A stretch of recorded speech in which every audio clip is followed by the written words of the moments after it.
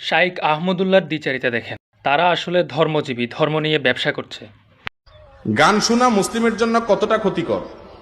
গান শোনা হারাম। গান শোনা কি? সূরা লোকমান আয়াত নম্বর 6।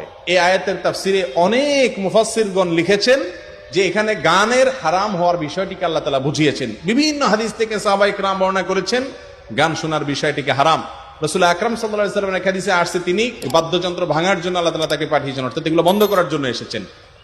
মনে রাখবেন, গান এটা মানুষের অন্তরে ঈমানি চেতনাকে নষ্ট করে দেয়। শুধু ধর্মীয় গানই গাইবেন আল্লাহকে নিয়ে এমন কোনো কথা নাই। আপনি দুনিয়াবি গানও গাইতে পারেন, সেখানে খারাপ কিছু না থাকলেই হলো, অশ্লীল কিছু না থাকলে হলো, নোংরাম অসভ্যতার দিকে আহ্বান না থাকলেই হলো। আপনি খালি গলায় গান, চমৎকার কণ্ঠ আল্লাহ দিয়েছে, আপনি গান নিষেধ নাই।